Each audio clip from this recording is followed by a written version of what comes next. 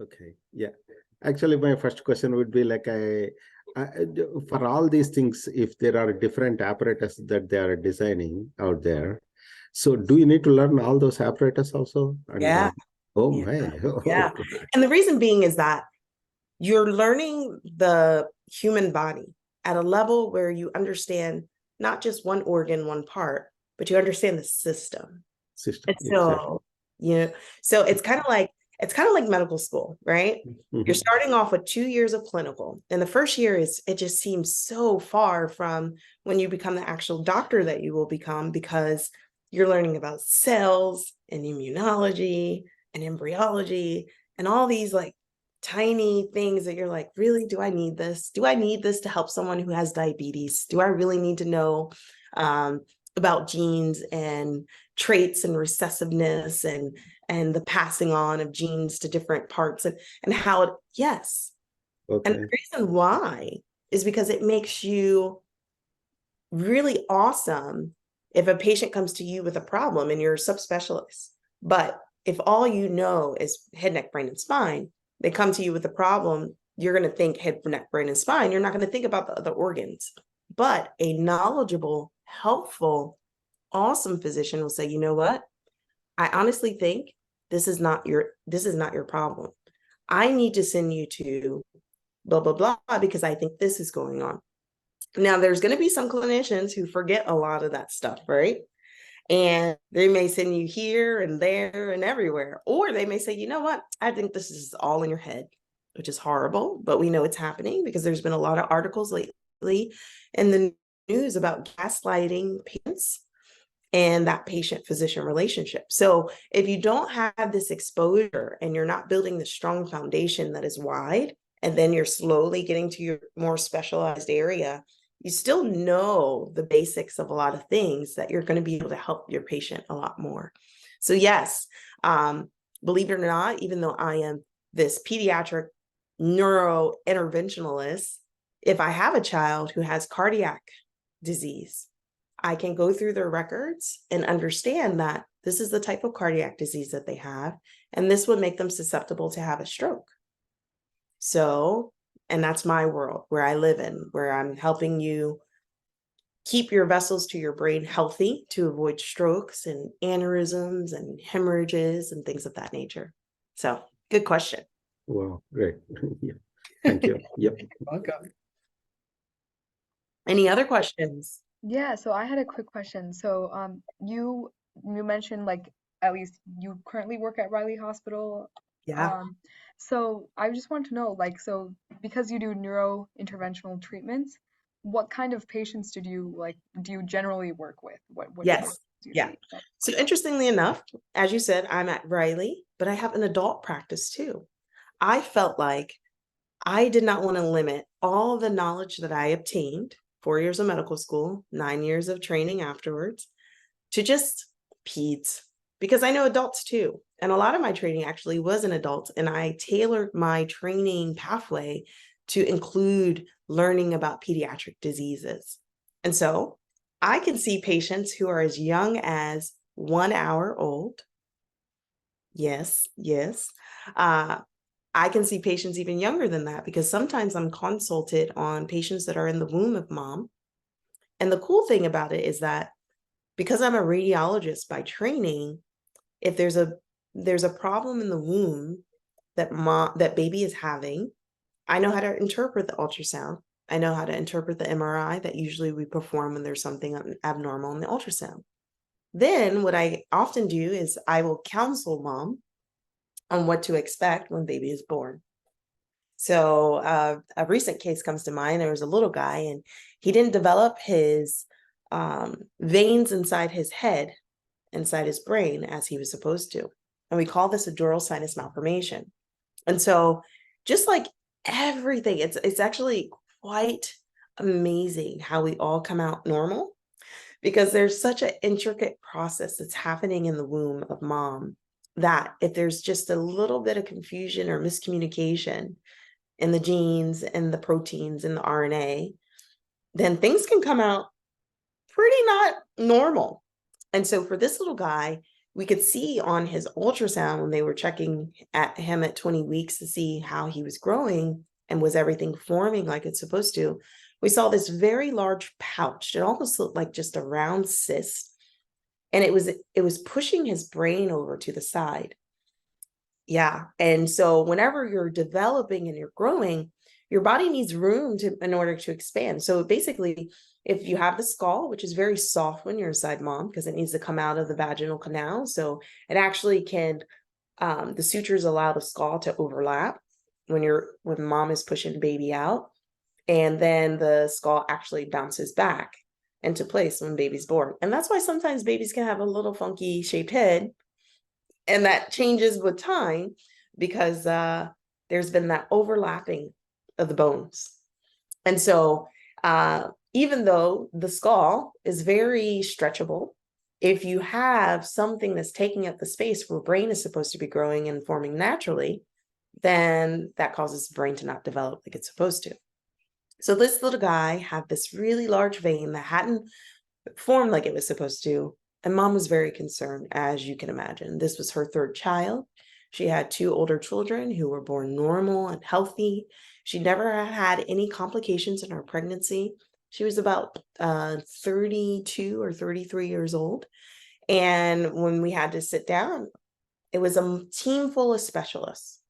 The OBGYN was there. There was a geneticist there. There was the fetal surgeon who sometimes can deliver babies and do operations and then put baby back in mom. It's called an exit procedure. All these specialists were there.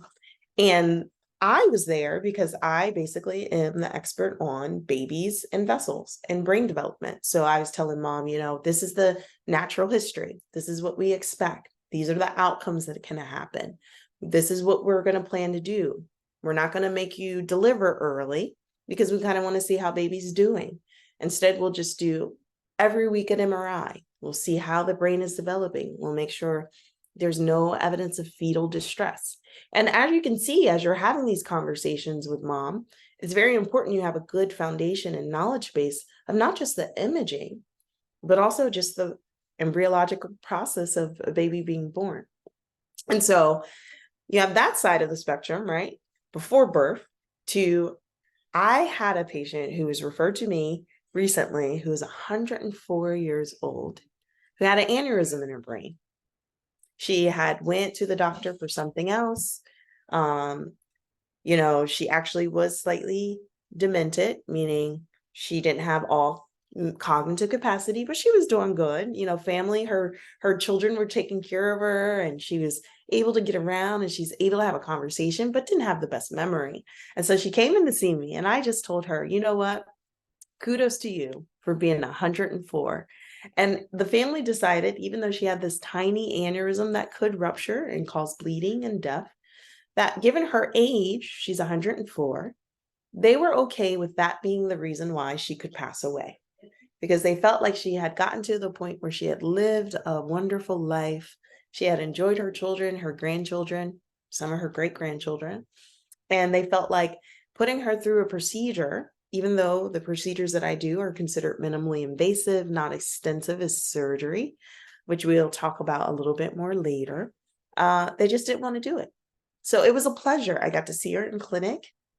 I got to meet her, her son, her daughter. They both brought her to the clinic and we had some conversations. We talked about vessel health, making sure her blood pressure is well controlled and making sure she's taking medications if her cholesterol was high and all those things that kind of give her, to 110. And that's what I told them, we try to get you to 110 if we can. I mean, if you're able to smile, because she was very, very happy, very optimistic.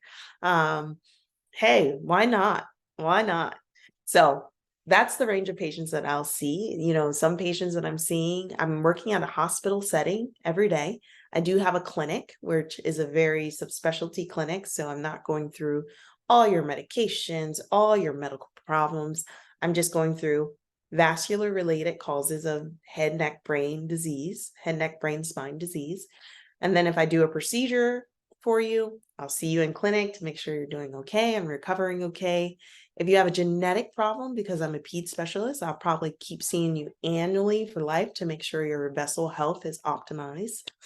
And I like the fact that I can start off with that baby who, before he was born, when he turns 18, I can still see him if I need to, because I'm an adult specialist too. So it's like that continuity of care, even though I'm focused on one organ system, brain, head, neck, spine, vessels. It's pretty phenomenal. Any other questions from the audience, from the people I can't see? Yeah, everyone feel free to ask questions. Please do. Now I'm a talker too, so Yeah. just interrupt. Just interrupt. Okay. All right. So I took you through medical school to residency. Now, what does my day-to-day look like? And I started talking about it. You know, the cool thing about after you make all this sacrifice in life to become the physician that you want to become, when you get to the point where you're actually an attending, that's what we call all the people who have graduated from medical school and graduated from training. You're not a resident, you're not an intern, you're not a fellow. And fellow is when you're doing those subspecialty training. We call it fellowship. You become an attending. And attending has the ability and the knowledge to kind of make their schedule as they want to.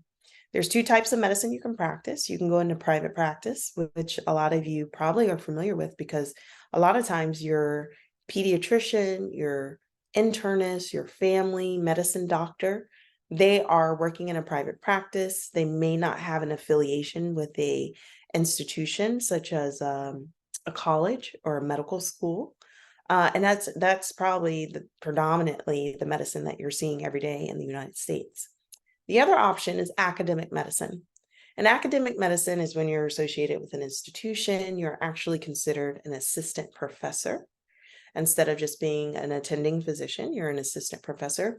So there's components to your job that you're not just seeing patients and making diagnoses and doing treatments, but you're also a professor, meaning you have to educate other physicians. And so you can do that in many capacities. And that's the cool thing. Even though you're making a lot of sacrifices to get to this level, when you get to this level, the world is your oyster, as I say. Because you can say, I really love teaching, but I only like teaching medical students. So you set up your academic requirements of education and you give a lecture to the medical students twice a year. Or you say, I really like residence fellowship teaching or internship teaching. So then you schedule your service so that you have residents and interns that you can teach. Or I just like teaching other physicians. And so you start doing grand rounds and other collegial education pieces. And so that's academics. It's a different structure, and that's my pathway that I went. A lot of times your academic institutions have your super specialists in them. And that's why if you live out far from a huge university, you may have to travel to that university to get that super specialist, because that's where they're going to be. They're not going to be out in the community. They're going to be at the university. And so when you're sick, God forbid, and if you ever need a specialist, you may go to the university hospital where academic medicine is being practiced. And like I said, we have different responsibilities. We're not just diagnosing, treating, but we have an obligation to do an educational component. And then a lot of times we also do research. And so that's what I would say. So what does my 5 days look like? So 1 day a week, I actually cut back my time the beginning of this year, 2023. This is my going on 6th year. I've done 5 years of being an attending. And for my 5th year, I decided I wanted to do more research. So what does that mean? So there's two types of research. One, you're probably familiar with, where you're in the lab and you have your pipettes and you're doing your basic science research, which is amazing. I love basic science research. I did my own basic science research where I would do research projects during my summers in college, and I would have to kill mice and all that stuff, which sounds horrible, but yes, that was part of my basic science research. And there's clinical research, which is the type of research that you're practicing based on your experience with patients that you have during your day-to-day practice. So what I do right now is clinical, because my 4 other days of the week, I'm in the hospital, I'm seeing patients, I'm doing clinic, I'm doing procedures, I'm rounding on patients in the hospitals, I'm discharging my patients from the hospital. So my focus was on clinical research. So one of the clinical studies I'm doing right now is looking at dural sinus stenting in patients with idiopathic intracranial hypertension from the pediatric population. Now, what does that mean? Oh my goodness. Well, I mentioned the baby who had the abnormal veins when he was born. Well, there's other things that can go wrong with the veins inside your brain, and they actually can give you neurological symptoms. Patients whose veins are too small or narrow in size, they can get symptoms like they have a brain tumor. They'll start vomiting. They'll have a headache. They'll get pressure behind their eyes or even start losing their vision. And we call this intracranial hypertension, which can be caused by a brain tumor, or it can be caused by an abnormal vessel in the brain. And so what happens if your vessel narrows? Well, you put a stent in it and make it more open. It's the same thing that people are familiar with. If you're having a heart attack and the chest pain, run to the doctor, and one of those vessels has now been shut down because there's atherosclerotic plaque in them. We're going to put a stent into that vessel to get blood flowing through it again. Well, that's some of the things that I do, but not for the heart. That's not my organ, but for the brain and the spine. And so if you have a vein inside your brain that's narrowed, I can open it and relieve those symptoms and save vision. And so there have been about 10 patients that I've stented at Riley Children's Hospital. That procedure had never been done there before. There's only 2 other case series reported in the literature to date. And so my case series is going to be one of the largest case series done by an individual operator in the country. And so that's one of the papers I'm writing. So what am I looking at? I'm looking at, how did the procedure go? Did I do a good job? Yes, I did. No, I'm kidding. But I'm looking at, why do pediatric patients have this problem? And adults, normally the people who suffer from this disease are female, and they're in their 40s, and they're obese or overweight. So why did my little 8-year-old kid end up developing this disease? And so we're looking into that. And then, like I said, is the procedure safe? Are the stents holding up? And then we also look at how are the patients doing after? Have their symptoms returned? Are they off their medications? That's clinical research. You're writing that data up. You're making statistical analyses in comparison to another population or within the population, and you're determining if that clinical procedure is going to be helpful for other patients. So again, academia, you are a physician, you are an educator, you are a researcher. And so a lot of times, if you like to deal and operate in those 3 categories, you go into academia. If you're like, I just want to see my patients and make my money and go home and spend time with my family, that's an option too. And that's private practice. And it's not bad. You're still giving of yourself to help others. But then at the end of the day, you don't have to worry about creating a presentation for the medical students the next day, or writing that manuscript and submitting it to a journal. So that's academia. Any questions about any of that? I would say, like, what drew you to academia? Well, I like learning, right? So when I was young and growing up, my parents always talk about it. They said Mesha was always in a book. Like, we could never get her face from behind a book. And when they would try to punish me for doing something like I didn't do, like my chores, they would say, okay, you go to your room and you can't go outside and you can't play. And I'd be like, okay. And I'd go in my room and read. And so they quickly learned that a punishment for me was taking a book away. And why did I love reading? Because I learned. Whether I was reading fiction, nonfiction, I read all types of genres, right? You always learn something, whether it's about personalities or social interactions, or, one of the books I'm reading right now is Gene. It's the book Gene. It's by the same guy who wrote The Maladies of All Evil, which he's talking about cancer, but this is his new book on Gene. So a lot of times, like sometimes I'm also reading the woman who mistook her husband for a hat, or the husband who mistook his wife for heads for a hat. So there's a whole like medical literature genre out there that you're reading, you're learning about medicine. People are telling their stories and experiences, but you're learning at the exact same time.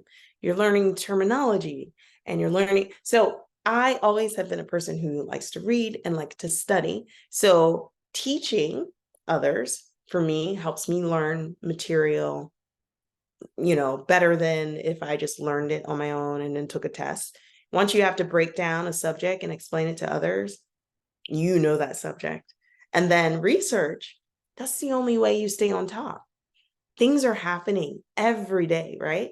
So how do you know what's going on in your field or happening with other people? Well, you're doing your research. Like, how do I know that there's been 2 papers published on dural sinus stenting by my colleagues? Because I'm writing my own paper. So those kind of things made me want to be the academic. I'm really studious. I really love books. So that keeps me forced to read, research, educate, because it's a part of my job contract, and academia, you're responsible. You have a department chair who's your boss, right? And they'll check in with you during your faculty evaluation, and they'll say, hey, I noticed that your evaluations from the residents on your teaching course that you gave the other day were pretty poor.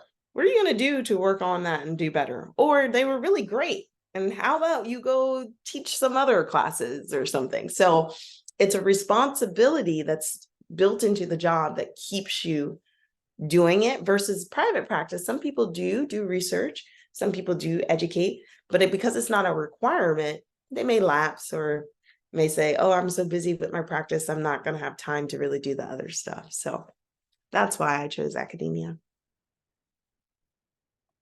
That sounds pretty awesome. Does anyone have any questions? If not, I have another one, but I can see who wants to be a radiologist in this group, maybe. I'm just kidding. Keep your mind open. As I said, I'm biased. Go ahead with your question. Yeah, so I was gonna so you mentioned like the surgery, the clinical research that you're doing, it's only been done in 2 other places you mentioned. But so since you're an interventionalist, do you ever come up with procedures like new ones? Oh, okay. Yeah, absolutely. So that's some of the other research I'm doing. So that's a cool thing, right? When you have so much experience and you learn so many things from different people, and I encourage you guys to like really be open, because you don't want to miss out on experience that can teach you something that maybe you're not going to do for your rest of your life. It's going to add to your career. One of the things that I'm looking at and investigating is the response of this chemotherapeutic agent, and it's also an antibiotic. It's called bleomycin, that we normally use for treatment of cancers in high doses, but we also use it for vascular anomalies of the head and neck. So if we inject this medication into a clump of veins that develop in your head and neck that where it wasn't supposed to. So oftentimes you'll see people with birthmarks, and they'll have like this discoloration of their face or deformity of their face. And usually that's because it's not just a birthmark, it's an underlying vascular anomaly. So back again, when baby was in mom's stomach at about 6 weeks, the instructions for the development of vessels, veins, and arteries got confused, and you can end up with a clump of veins or lymphatic tissue in a place where it actually causes facial distortion.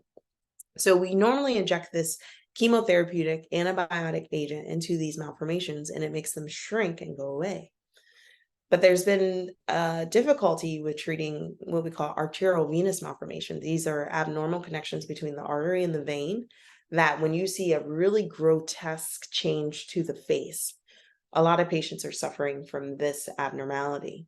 And so what I did was I took the idea from what I was doing with the slow flow vascular malformations, and I applied it to the high flow. And I've had 3 patients who had complete resolution of their arteriovenous malformation, which saved them from major cosmetic surgery, where a portion of their, well, 2 of my young ladies, it was their lip. A portion of their lip would have had to been removed, and then a flap from another part of their body would have had to been applied to their face, and it wouldn't have looked like their face. It would have looked better than the lesion, but not completely normal. But it melted the lesion away, and the skin began to heal. And so I'm writing that up as an option for treatment of extracranial, that means outside of the brain. But then my hypothesis is, what if we apply some of these methods to inside the brain? There are some patients who have vascular abnormalities that are inside the brain that causes brain damage, strokes, seizures, inability to move their body. What if we applied that treatment instead of doing brain surgery and trying to scoop it out, which is what we do right now? So these were kind of ideas, you come up with in order to treat different diseases under the umbrella of my specialty. It's a good question. Good questions, guys. Any other questions? Yeah, so I see Reva or Riva. I'm sorry, I don't know how to pronounce your name, but if you want to ask anything, go for it. Like, it doesn't have. Yeah. Yeah, it's Reva. I don't really have any questions because technically I'm a senior in high school right now. Yeah, but everything that you just told me, like, that sounds really awesome. Oh, Cool. thank you. Thank you for your Yeah. wonderful comment. You can make all the comments you want for the rest of this talk, okay? Now, what I want to now briefly touch on is just like, what are my doings? The procedure itself. So, one of the major things that we do that is really, really, really important in my field is stroke. So how many people are familiar with stroke? Yeah. And so if you ever have a family member who you think is having a stroke, part of this is my education for you. Call 911 or take them to the hospital. Well, part of my job is if a person is having a stroke and they show up within the first 6 hours of their symptoms, I can go into the artery inside their brain that's blocked and pull the clot out, restore flow to the brain, and reverse the effects that they're having. Now, in the past, before 2015, there were 3 major trials that came out that showed that there's a significant benefit of recanalizing arteries that are blocked for patients who are suffering from stroke. Before that time, patients who suffered from stroke went on to complete their stroke, which means there's a clot in the artery. The brain doesn't get the flow and the oxygen and blood that it needs. For a certain amount of time, because the brain is such an important part of your body will recruit other vessels to bring blood to the area of the brain where the brain is dying. But that's not sustainable for everyone for a long time. So that's why there's this 6-hour golden window that your body is going to do all that it can to get blood to that area until you get to the hospital. You can get medications through your IV that helps start breaking down the clots. And then you can come to a specialist like myself who will make a tiny incision. And it's not even an incision. It's actually like if you ever had an IV or ever had a blood draw, I stick a needle into the artery that's in the leg. That allows me to place a catheter into that artery. Then that gives me access inside your vessels. Then I use my X-ray machine to look inside your body, travel in those vessels with tiny, tiny catheters that allows me to pull clot out of the vessel itself. And I have seen patients, I'll tell you a story. There was a 34-year-old woman. And the reason why she ended up with the stroke is because she had lupus, but very, very, very young. And she was out with a friend and her husband was at work. And she actually might have been like 28, out with a friend and her husband was at work and she started talking funny. And her friend couldn't understand her and she was trying to communicate with her and her face started drooping and she couldn't get her words out. And she couldn't move her arm and she couldn't move her leg. So her friend knew she's having a stroke, call 911. They rushed her to the hospital. We have a stroke activation team, which basically I was at home. This was about probably like 10 p.m. at night. They activate me. They say, Dr. Martinez, we have a patient here. They tell me her age. They tell me what's going on. They tell me all this special verbiage that we can communicate in a short amount of time. Hi, brother, that we can communicate in a short amount of time. And that tells me, can I treat this patient or can I not treat this patient? And in this scenario, she's young. She definitely has a clot in the vessel and it's been less than 6 hours. I say, okay, we're activating the team. We'll be in there and we have to get to the hospital within 30 minutes. We get to the hospital. The patient, I go to my angio suite, which is like an operating room, but it has x-ray equipment in there that I can see inside to the patient. And I start setting up all the bags and the catheters and the things that I'm going to use to pull the clot out. They roll the patient in. And I introduce myself in a very quick fashion because time is brain. You don't have a lot of time to talk. Your goal is to restore blood flow before more brain cells die. And so she couldn't talk. It was like she was there, but she couldn't communicate. She was confused. And so the anesthesiologist quickly did their job, put her to sleep. I got access into the vessel. I go in, pull the clot out. They extubated the patient. This took about a total time from the time the patient was in the room to the time we got done, about 35, 40 minutes. And when they extubated her, she started talking. She started saying, hey, like, hola, ¿cómo están? ¿Dónde? She's speaking Spanish. She spoke Spanish. She's like, where am I at? And her husband, who was far, far away, about 2.5 hours away, he was coming in from work because he worked the night shift. And he's like calling and rushing and trying to get there. And so by the time we got her all recovered and getting back to the ICU where she was going to stay the night, her husband arrived. And so that was a cool part of my job because here he was totally in distress about his wife. He got this call at work. He jumps off of being at work and drives like probably like a crazy man, 2.5 hours to the hospital. And I walked him up with the Spanish interpreter. And it ended up being probably like 1 a.m., 1:30 in the morning. So visiting hours are over. And I was like, you know what? We're going to sneak you up so you can see your wife. You done drove all this way. And it was a reunion. It was amazing. And the fact that the patient had her husband there to talk to her and speak to her, it actually helped the nurses that were trying to do her neurological assessments to make sure she was doing okay, understand that she was doing well. Because English was her second language, but when you've just had a major insult to the brain, it's not going to come out as easy as it usually does.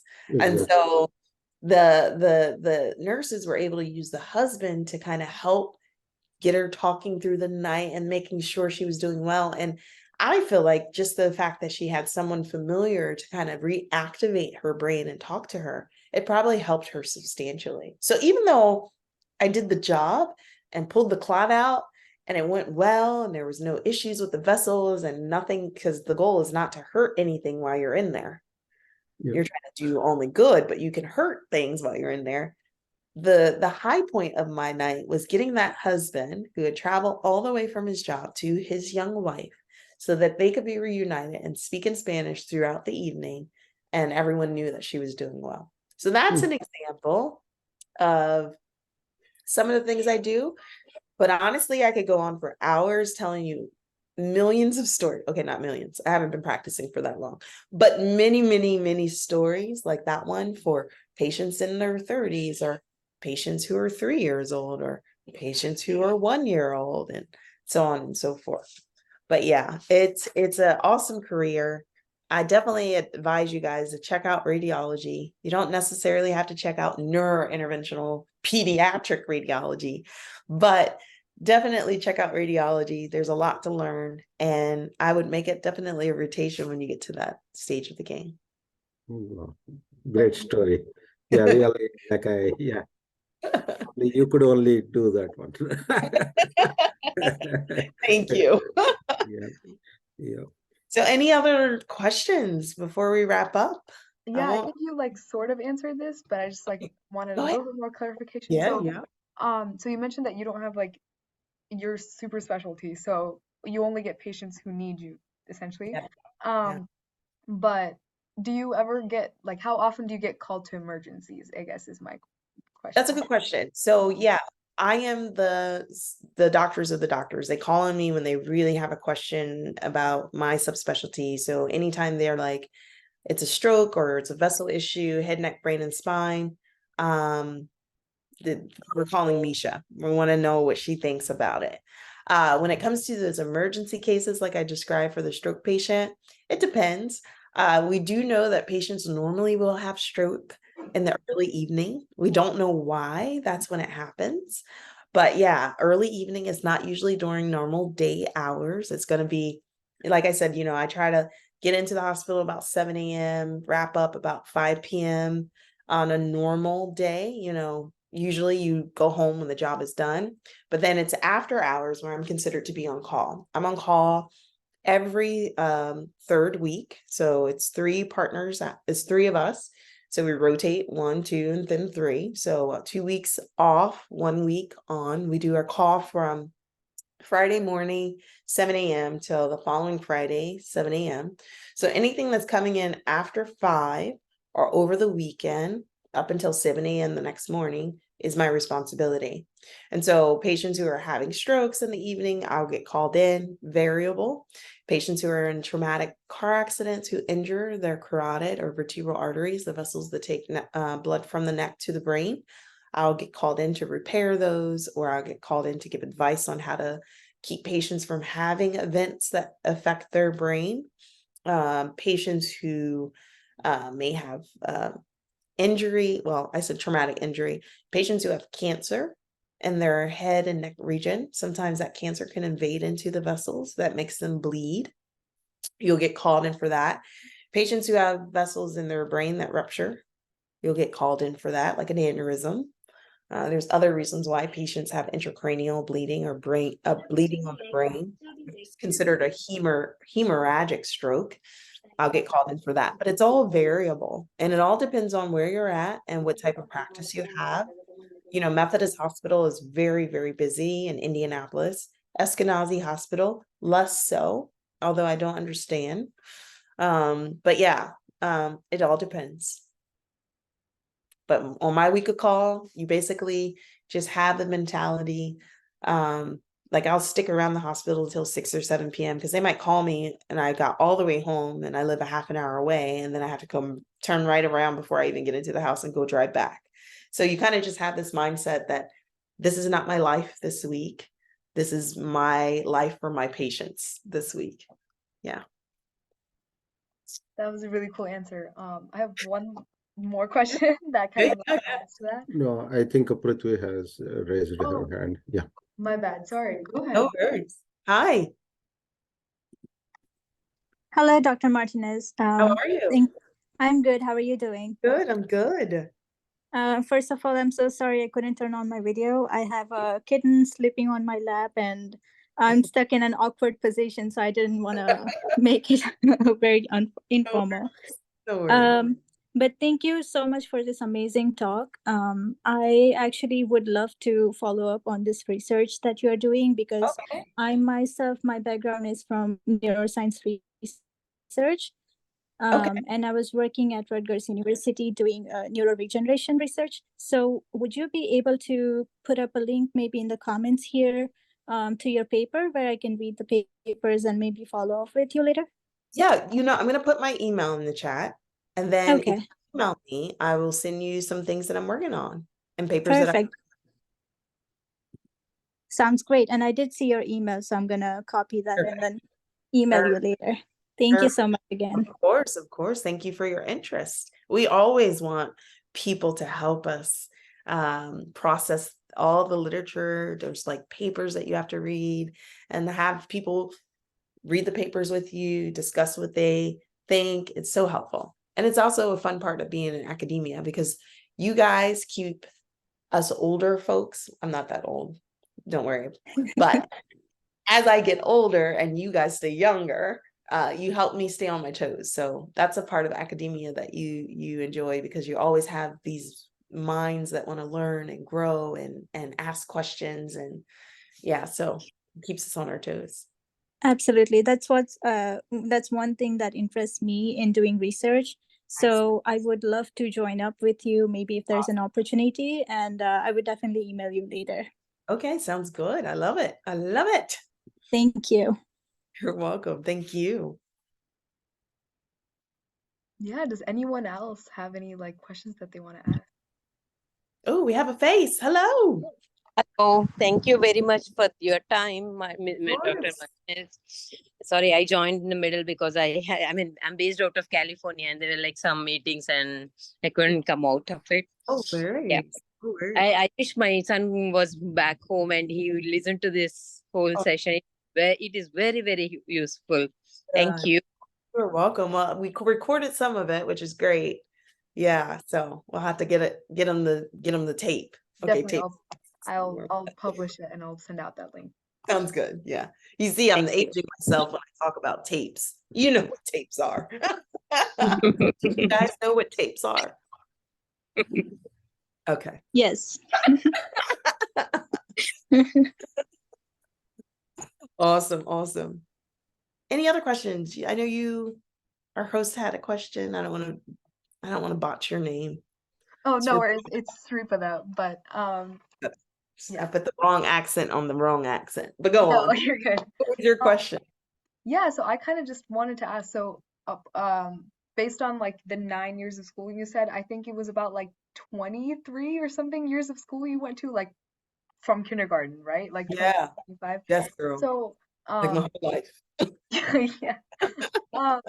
So essentially, like after med school, how did you like how do you live? Because like It's a good question. yeah, and It's a good stuff like question, that. especially if there's a lot of young women on the chat, because yeah, it's a lot of school, it's a lot of responsibility, and you have to balance, or men too, because you have to learn how to make that work-life balance that they talk about happen. And what I've learned is that it's going to be an ongoing process as you try to fit in living. So, for instance, when I was a radiology resident, it was my second year of radiology residency. That's when I got married. Now, interestingly enough, I told my family I met my boyfriend, when I was studying abroad in college, but he wasn't my boyfriend until 2 years later when I was in medical school.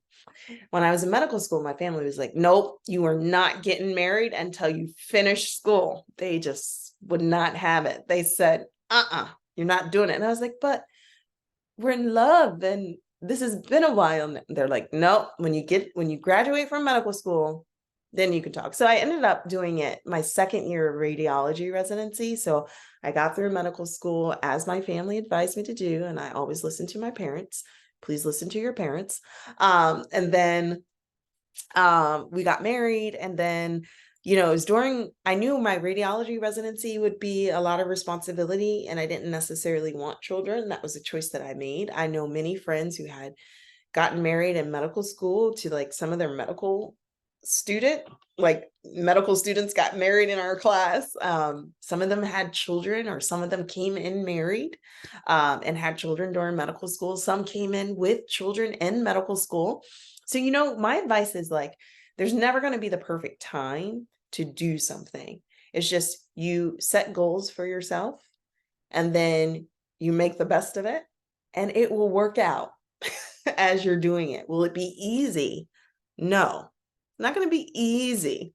But when you're passionate and this is something that that you want to live and breathe, and that you can't imagine doing anything else, you make it work. And so right now I have the husband that I met when I was studying abroad in Spain, and I have 2 children. One is 7, he'll be 8 actually next Monday, and then a 3-year-old who is my pandemic baby. I had him my 3rd year being an attending, and he was born the day before the pandemic hit, literally. And so I was a little late to this talk because I was trying to get dinner done and get the fish finished before I start talking with you guys and they're outside, they're out there eating. So it's a learning process, right? And like I said, you know, you're not going to be hard on yourself. You're not going to say, I have to sacrifice all the things. You just set your goals and then achieve them. Just like if you're saying I'm going to medical school. So I see one in the chat. I've observed that stroke or heart attacks take place early in the morning. Why? Take place early in the morning. Why? Well, they can take place early in the morning. Most times, the ones that I am talking about that I have to actually remove clot out of the brain from take place during the evening. But when you talk about all strokes, right? There's some strokes that I am never going to be involved with because they don't have a large vessel occlusion, which means there's not a thrombus actually in the vessel that needs to be taken out. And a lot of times patients are sleeping and they may have an arrhythmia while they're sleeping. And we have something that we call as wake up strokes, or I'm not sure about the heart attack world, but yes, that can be seen as well. But patients with large vessel occlusions, which are actually the most severe type of stroke, meaning if you don't do something about getting that clot out, the impairment will be profound to the point where a lot of those patients are discharged and go to nursing homes. Those happen during the evening. Yeah. But good question. Any other questions? Comments? Thoughts? I got a thumbs up. Yeah. Yeah, there's a whole bunch of like neurologists, they see every single stroke when a patient has a facial droop or any symptom neurologically. They see, so I'll give you the statistics. You know, out of 100 strokes, probably 4% of them are eligible for what I do. Okay, that's still a significant amount of people, but not covering all of the strokes. And some of those people are not even in the time frame to undergo the procedure. So, yeah. All right. Does anyone have any more questions? I see I think some people joined in. I see. Yeah. Usually that doesn't happen. People are disappearing. Yeah, if not, for the people who joined Dr. Martinez, in the beginning you talked a lot about your education, the stuff you've done to get where you are. Really quickly, super quick, would you go through what the steps that you took, maybe just Sure. a fast version? Sure. So, you're going to go to college, and after college, you're going to go to medical school. Medical school is 4 years. First 2 years are going to be a lot of book work, just like you're used to from high school and college, sitting in the classroom, going home, reading the books and studying for the exam. That's the first 2 years of medical school. After that, the fun begins where you do your clinicals. Mm-hmm. That third year of medical school, you're doing all your core rotations: OBGYN, general surgery, pediatrics, neurology, internal medicine, which is just the practice of medicine. And then your fourth year is a year where you're preparing to apply for residency. And so fourth year, you're doing any of the electives categories, or maybe finishing some of the required coursework from the first year of clinicals. But then you're off and running and you're applying to residencies, you're getting your recommendation letters, and you're choosing what specialty you're going to live and breathe for the rest of your life. And so after that, for radiology, we talked about, I chose radiology. It was my first rotation. I took the beginning of my fourth year of medical school. I then went on to do an internship. Everyone has to do an internship in medicine. In medicine. For radiology residency, there's 3 types of internships you can complete. That's going to be either surgery year, where you're actually doing surgery related tasks. You're not in the operating room, but you are supporting the surgery service. Internal medicine is an option where you're the hospitalist. You're taking care of patients who are entering the hospital, patients who go to the ICU. Most of your practice and focus will be on the medicine patients that are in the hospital. And then there's a third year that is transitional, where you can do a combination of 3 months of surgery, 3 months of internal medicine, for example. And then the next 6 months, you can kind of mix and match and do other other things to support your residency that you're going into. After that internship year, there are 4 years of radiology residency. It is a lot because internal medicine people, they do 3 years before they can graduate and be practicing as an attending. And attending, of course, means you've finished all of your training. So you're now not training anymore, you're just practicing. So 4 years is needed because you're learning how to interpret all imaging, medical imaging. That's ultrasounds, that's CAT scans, that's MRIs, that's nuclear medicine stress tests, that's echocardiograms of the heart. You're learning all of this imaging and how to interpret it. That's x-rays if someone breaks an ankle or fractures their arm. You have to learn all of those imaging modalities, how to interpret what's normal from what's pathology, and how those machines work. You have to understand how sound travels through the body to create an image for ultrasound. You have to understand how protons align in the body to create an image for MRI. You have to understand how x-rays travel through the body, and some of them are attenuated and absorbed by the tissue in order to create the picture for x-ray and CAT scan. They're both x-rays. And so you learn all that, and then you can subspecialize. Subspecialization means I don't want to be a general radiologist and read all the imaging. I want to be the expert in a certain part of imaging. And for my career, I did pediatric radiology, neuroradiology, which is everything. So pediatric radiology was all the imaging for kids. Neuroradiology was all the imaging for the head, neck, brain, and spine.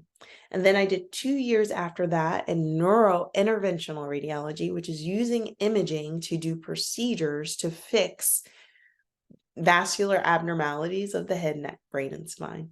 And so that was my pathway to become a pediatric neurointerventionalist. And I also treat adults. Now, who wants to do it with me? Raise your hand. Yes, yes. It is amazing, I must say. Yeah, I'm excited. Good, good. After hearing to the story. Yes, yes, yes. Yeah, doctor. One question I have general, Sure. like being a dad to the 12th grader. Yeah. I saw you studied at a Temple University, Yes. and when compared to the facilities at a Temple University to Indiana, where you are Yeah. right now working, so how big of a difference it is? Like, do you really need that big sophisticated things to continue with your research, or like Yeah, no, a lot of your university schools are well equipped to provide all things that are needed. It just really is about, I would say, a lot of mentees that I have that I mentor, I always tell them, you don't have to go to the big name places for the beginning of your career. One thing that you should remember is it only matters where you last trained. So if you're going to go into fellowship, save your Harvards and your Hopkins and things for that time. Mm-hmm. What you want to do is go to a place where you're going to get a good, solid foundation. A lot of times these big fancy schools are so focused on the fancy, they forget the bread and butter. And the bread and butter in medicine is the foundational principles. Like, you don't want to go to Hopkins and learn about the rare disease that only 2 people in the world have. Where you want to go to University of Indiana, University of Michigan, University of Delaware. Well, the University of Delaware doesn't have a medical school, but I went there for undergrad. But you want to go to those type of places because, yeah, you're going to see diabetes, you're going to see high blood pressure, you're going to see all the bread and butter things. And then when you start specializing, my son wants to say hello. Hey. I guess I've been taking too long talking. Say hi, everybody. This is Joaquin. He's my 3-year-old. Good, Okay. good, good. You want to go there? Okay, bye. You just have to do it. Okay. You did not open. Okay. Open. Okay. He likes to boss me around this Yeah, nice. Actually. But yeah, you don't have to go to the fancy smancy schools until you're trying to get into that subspecialization. But going to a good bread and butter school that has, like I said, University of Michigan, University of Indiana, there's plenty of resources for you to get all the structure and the things that you need. And I tell my mentees, like, you don't have to put that unnecessary pressure on yourself to go to the most prestigious names. Now, do I tell you not to apply? Never. Always reach for the stars. But don't be disappointed if you end up at a university school. It may be the best thing that can happen to you because one, you're not in this ultra competitive environment. And two, you have all the resources you need in order to become the person that you're going to become. So, Temple, it was in the city of Philadelphia. So you have a college in the middle of a city. You're dealing with all the things that cities bring, which not always was safe. I mean, I had a few co-residents and medical students who got robbed, who got mugged, who were taking the subway. You have to be careful. And so if you're not a person who's from a big city, don't feel like you need to run to a big city. Okay. Oh my, yep. That's really good advice. I never thought in those lines actually. Yep. Yeah. That's very good. Your state university schools are going to have a lot of resources and provide you with a good foundation. Even you go to University of Penn, you'll have your professors who are very smart, but smart to the point where they can't give a lecture that makes sense to you or that's on your level, or they're so focused on their research because that's what University of Pennsylvania is known for, that they're not teaching you the basic foundational work. Where your University of Michigan, University of Indiana's, those teachers are out there doing the bread and butter things. And they're... Mom, can I get yogurt? Yes. Give me a yogurt. Yes, okay. Go ask Poppy to get it for you. Go ask Poppy. Go. So you'll... Okay, thank you. So, you'll find that those university teachers even are more personable, more engaging, more down to earth. So I always say, go visit the schools, try to hang out. If there's an opportunity, go talk to your dad about it. Okay, thank you. I'll take this one. That one? Yeah, thank you. What is your shirt? Okay. Wanted to give me a sticker. But yeah, you'll find that go visit. If you have an opportunity to do an overnight stay, and actually stay with students, which is oftentimes what colleges can allow you to do, or medical programs also even have kind of like summer programs where you can get exposure and do classes and courses to kind of prepare. Take the opportunity to try to research and do those things. Understood. Yeah. Thank you. You're welcome. Yeah, so I think we went a little bit over your time. No worries. My son's let me know, like, Mommy, your time is up. Yeah. So really quickly before we end, is it okay if I take a screenshot so it can be our little group picture? Absolutely. Yeah. Absolutely. Anyone else want to jump in? Yeah, if anyone else wants to turn on their camera, we're gonna take a quick picture, but if you're not comfortable, that's also totally fine. But I'll give everyone a moment to adjust themselves. All right. Yeah. Let me do my training. They say you should be in the center of your screen. Not too much air space around you. Yeah. Okay. Try. All right. Sticker. Okay. I'm gonna take a couple of screenshots. We have it. Okay. 3, 2, 1. Smile. Yay. Say cheese. And pediatric neurointerventional radiology. Let me see. Oh, I got one. I got it. Excellent. Oh, he's coming back. Really. Let me make sure I save it before it. Okay.